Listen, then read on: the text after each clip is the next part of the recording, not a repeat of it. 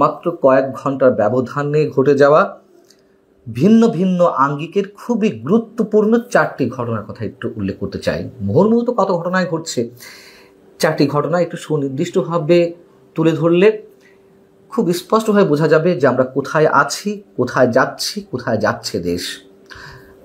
1 নম্বর হচ্ছে, হাসানাত আব্দুল্লাহ গণমাধ্যমকে হুমকি দিয়েছেন, আমরা সবাই জানি।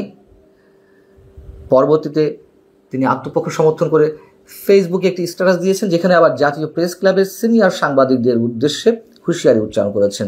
দ্বিতীয়টি হচ্ছে, মৌলভীবাজারে বৈষম্য বিরোধী ছাত্র আন্দোলন চলাকালীন সময়ে হামলার অভিযোগে আটক একজনের জামিনের প্রতিবাদে সেখানকার ডিসি অফিস এবং এসপি অফিস ঘেরাও করা হয় মঙ্গলবার। তৃতীয়টি হচ্ছে, গণমাধ্যমকে হাসনাত আব্দুল্লাহ যখন প্রকাশ্যে হুমকি দিচ্ছে, তার বিপরীতে আবার নাটোরে এনসিপির কর্মসূচির সমালোচনা করে ফেসবুকে একটি কমেন্ট করেছেন একজন, তাকে আটক করা হয়েছে। চতুর্থটি হচ্ছে, মানিকগঞ্জে আওয়ামী লীগ নেতাদের আটকের প্রতিবাদে নিষিদ্ধ ঘোষিত ছাত্রলীগের নেতাকর্মীরা একটি থানা ঘেরাও করে সোমবার রাতে। বোঝা যাচ্ছে আমরা কোথায় যাচ্ছি, ক্রিয়া প্রতিক্রিয়াগুলো কি ঘটছে। হাসনাত আব্দুল্লাহ বসুন্ধরা গ্রুপের সাংবাদিকদের উদ্দেশ্যে প্রচ্ছন্ন হুমকি দিলেন। এটা গণমাধ্যমের প্রতি হুমকি। তিনি বলেছেন, না, বসুন্ধরা গ্রুপের সাংবাদিকদের উদ্দেশ্যে বলেছেন। আচ্ছা, বসুন্ধরার এই ক্ষেত্রে অন্তত অপরাধটা কি? যখন মুক্তিযুদ্ধের পক্ষে বিভিন্ন মিডিয়া রহস্যজনক নয়, স্পষ্ট কারণে আমরা জানি যে চুপ করে আছে,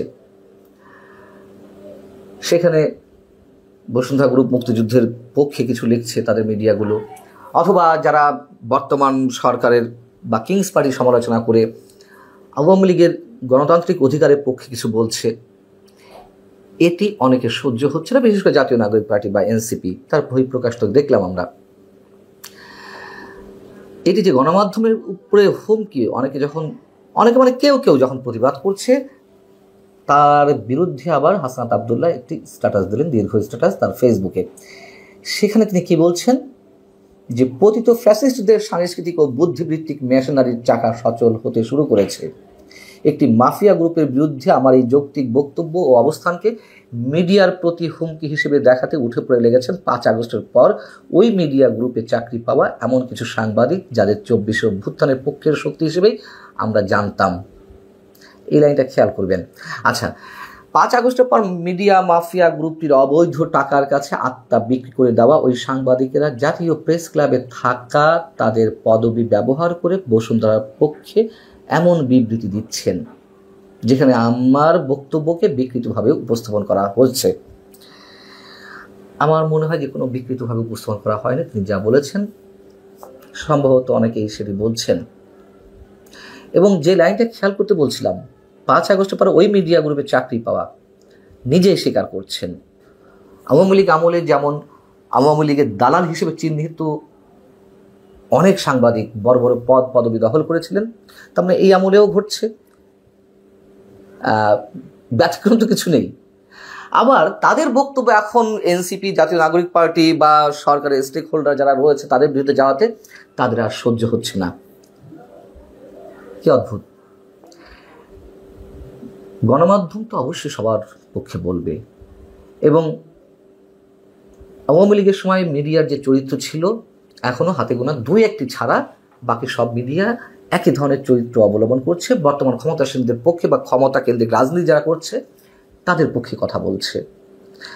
এখন মুক্তিযুদ্ধের পক্ষে কিছু মানুষ যারা কথা বলছে, তাদের বক্তব্যগুলো বসুন্ধরা গ্রুপের মিডিয়াগুলো তুলে ধরছে। কালের কণ্ঠ, বাংলাদেশ প্রতিদিন, বাংলা নিউজ 24 বা তাদের electronic channel news 24, Daily Sun, এটি তাদের সহ্য হচ্ছে না। কথা বলতে হবে একপাক্ষিকভাবে, আওয়ামী লীগের বিরুদ্ধে কথা বলতে হবে। আওয়ামী লীগের নেতা কর্মীদের কোনো গণতান্ত্রিক অধিকার নেই। আওয়ামী লীগের সমর্থক যে কোটি কোটি সমর্থক রয়েছে, তাদের পক্ষে কিছু বলা যাবে না। আওয়ামী লীগ নিষিদ্ধ হয়েছে, রাজনৈতিক কার্যক্রম নিষিদ্ধ, এটি তো সরকারের পক্ষ থেকে বলা হয়েছে যে এটি সাংবাদিকদের ক্ষেত্রে বা যারা কথা বলছেন মুক্তমনা মানুষ, তাদের ক্ষেত্রে এটি নিয়ে আলোচনা করতে কোনো সমস্যা নেই। তাহলে সমস্যা কোথায় হাসনাত আব্দুল্লাহদের? এবং এটাই কি নতুন রাজনৈতিক বন্দোবস্ত, বিরোধী মত সহ্য করা হবে না বা হয় না এমন অভিযোগ তো আওয়ামী লীগের বিরুদ্ধে ছিল, এখন তারাও সেটি সহ্য করতে পারছে না। এটা তো নতুন কিছু নয়, এটি অনেক আগে থেকেই।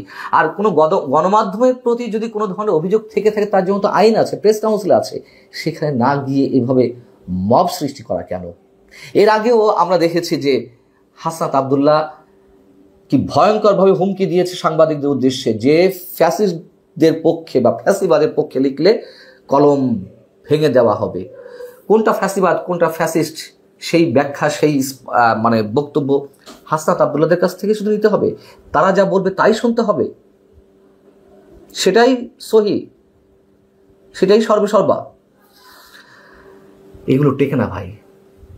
প্রথম আলো ডেইলি স্টারের সামনে মব ক্রিয়েট করা হলো, জিয়াফত করা হলো, তখন সরকারের দায়িত্বশীল ব্যক্তিদের পক্ষ থেকে যখন বলা হয় যে না, এটি আওয়ামী লীগের নির্যাতনের শিকার যারা, তারা প্রেশার গ্রুপ হিসেবে কাজ করছে, হাসনাত আব্দুল্লাহ তো বলবেনই, এগুলো তো থামবে না।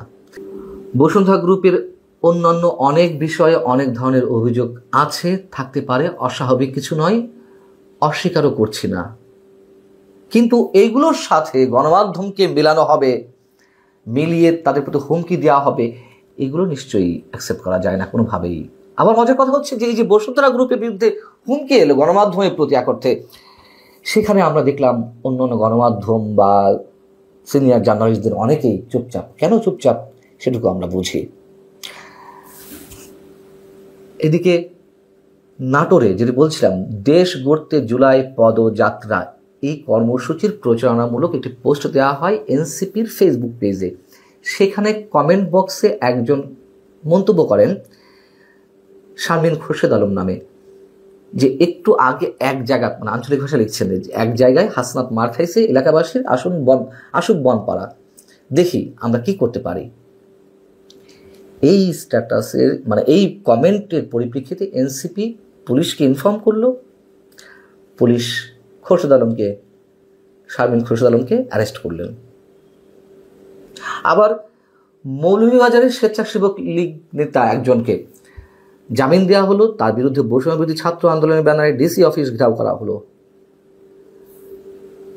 এসপি অফিস ঘেরাও করা হলো, প্রেস ক্লাবের গেটে তালাও মেরে দেওয়া হয়েছে, কারণ প্রেস ক্লাবে নাকি আওয়ামীপন্থী সাংবাদিক তারা সেখানে রয়েছে বা কার্যক্রমের সঙ্গে জড়িত। আর শেষের যেটি বলছিলাম, মানিকগঞ্জের সাটুরিয়ায় সোমবার রাতে আওয়ামী লীগ এবং ছাত্রলীগের নেতা কর্মীদের ছাড়িয়ে নিতে যেটি নিষিদ্ধ ঘোষণা করা হয়েছে যে সংগঠন, ছাত্রলীগের নেতাকর্মীরা থানা ঘেরাও করেছে। এদিকে বৈষম্য বিরোধী ছাত্র আন্দোলনের নেতারা ডিসি অফিস, এসপি অফিস ঘেরাও করছে, পুলিশের সদর দপ্তর ঘেরাও করছে, এদিকে আবার ছাত্রলীগের নেতারা থানা ঘেরাও করছে। এদিকে আবার মৌলভীবাজারে মব সৃষ্টির বিরুদ্ধেও মিছিল সংগঠিত হয়েছে। প্রত্যেক ক্রিয়ারই একটি বিপরীত প্রতিক্রিয়া আছে, এটা আওয়ামী লীগ বোঝেনি, ক্ষমতায় যারা থাকে তারা বোঝে না। এনসিপি এখন অদৃশ্যভাবে ইনফরমালি ক্ষমতায় রয়েছে, আমরা জানি। এনসিপি কিংস পার্টি, তারা বুঝতে চাইছে না।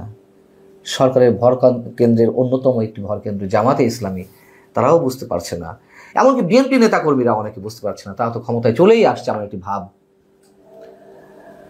আবার ওদিকে নিষিদ্ধ রাজনৈতিক কার্যক্রম নিষিদ্ধ হওয়া আওয়ামী লীগের নেতাকর্মীরা পথে নামছে, থানা ঘেরাও করছে, মিছিল বের করছে।